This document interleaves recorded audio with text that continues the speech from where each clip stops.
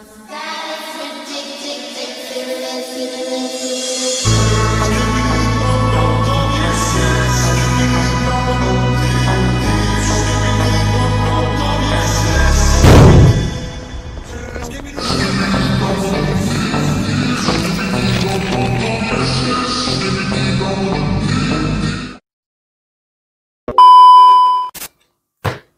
teman-teman, balik lagi bersama gua di Adistia TV. Nah, teman-teman, jadi pada vlog gua di hari ini, gua mau sharing nih ke teman-teman gimana sih supaya sulcata kita ini bisa sehat ya.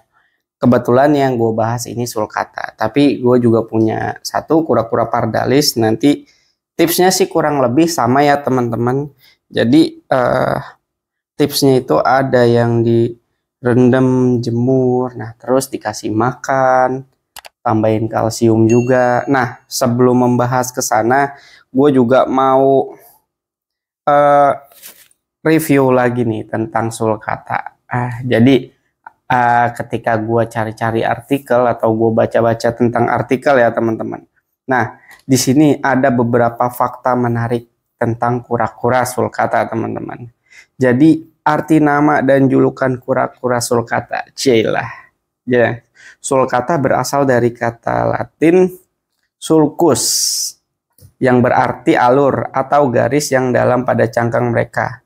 Kura-kura ini juga dijuluki spur tortoise atau African spur tortoise karena memiliki taji berbentuk kerucut di paha belakangnya. Oh, tuh ya teman-teman, kelihatan ya. Nah, jadi kura-kura sulcata ini kura-kura terbesar ketiga di dunia teman-teman.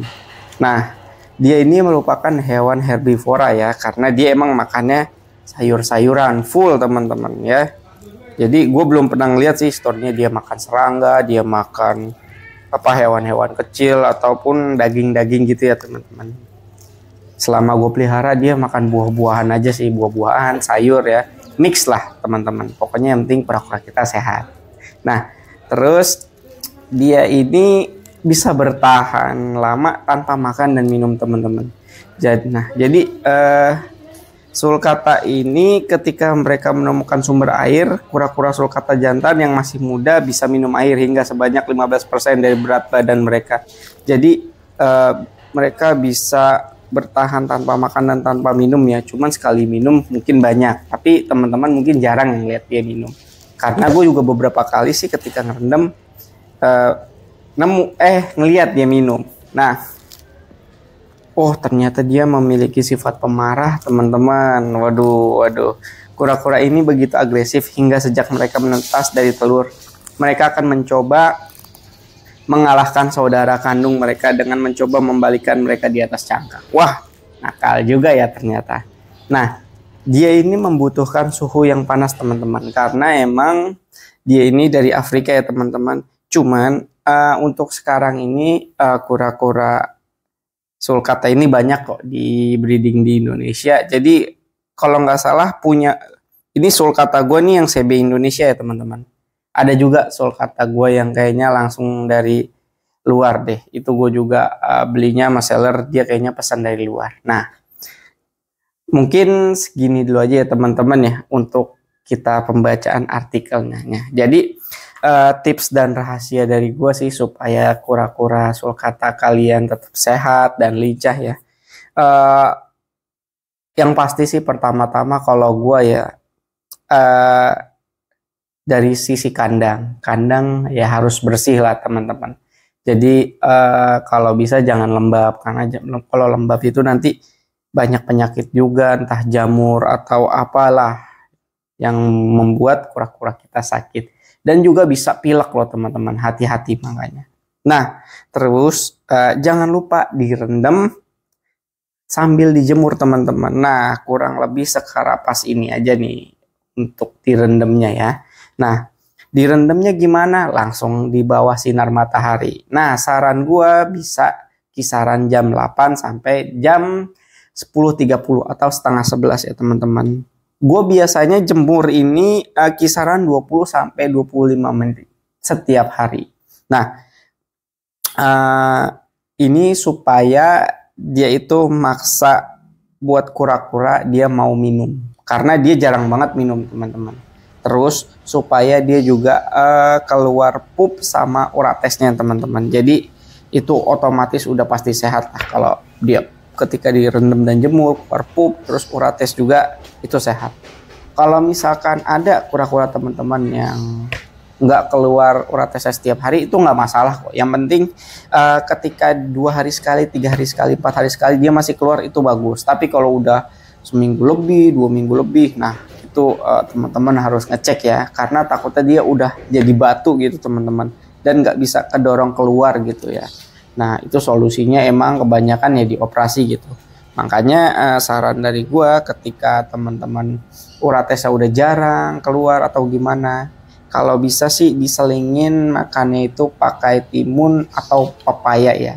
Kalau gue sih biasanya seminggu 2 kali lah dikasih timun, terus dikasih pepaya juga. Jadi uh, bisa dimix juga kan. Jadi ketika dia pup, keluar uratesnya juga lancar, alhamdulillah. Nah, itu tips yang pertama nih, jemur, rendam. Nah, dan kedua itu ketika kita dikasih makan, kita lagi, ketika ngasih makan kura-kuranya jangan lupa pakanannya itu ditambahin kalsium ya, teman-teman. Itu bisa kalsium bubuk jadi atau dari tulang sotong. Nanti ada gue lampirin videonya di atas sini ya, teman-teman. Nah, gue pernah buat video juga. Jadi kalsium alami itu dari tulang sotong. Jadi tulang sotong juga bagus. Itu gue kerok-kerok aja. Nah, hasilnya itu ada. Nah, kalau misalkan teman-teman beli suplemen jadi, itu serbuk juga.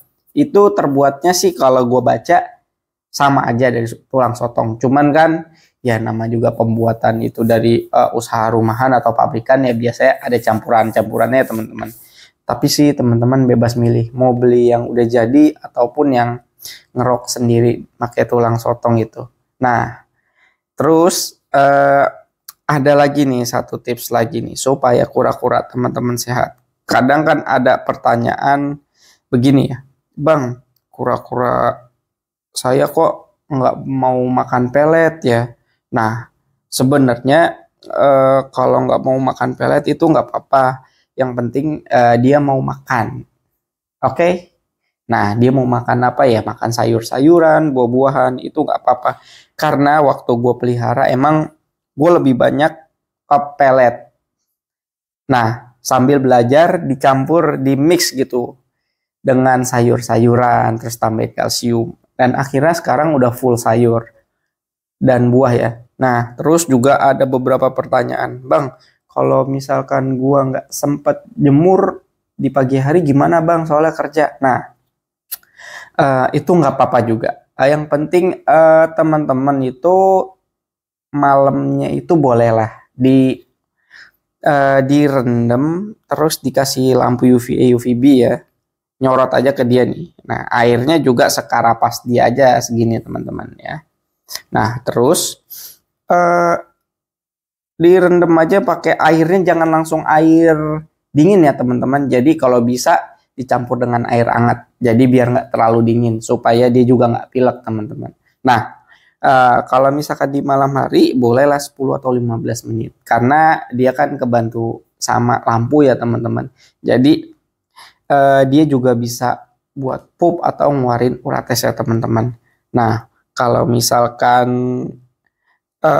teman-teman udah nggak pakai lampu nih atau kura-kuranya emang udah dewasa ya, sebenarnya sih nggak apa-apa ya, karena nanti ketika teman-teman di rumah itu kandang sulcatanya itu kayak ada kolam, dia juga nanti ngerendam sendiri kok biasanya ya teman-teman.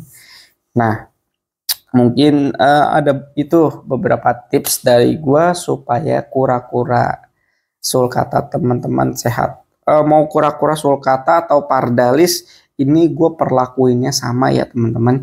Jadi nggak ada perbedaan sama sekali. Soalnya kalau misalkan perbedaan agak sulit juga. Paling dari apa ya?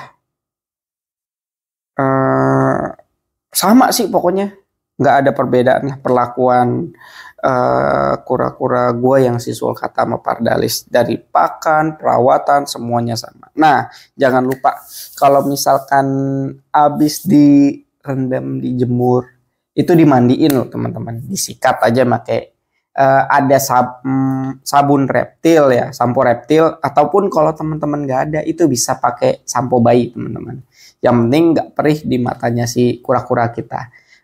Karena gue udah beberapa lama nih pakai sampo bayi teman-teman. Jadi yang penting kura-kura kita sehat aja teman-teman, terus bersih dari jamur, terus nggak pilek teman-teman. Nah, makan juga lancar, otomatis kita juga sebagai tortoise keeper juga senang banget lah, apalagi ngelihat sulcata kita sehat. Nggak juga sulcata sih, kura-kura darat kita semua sehat.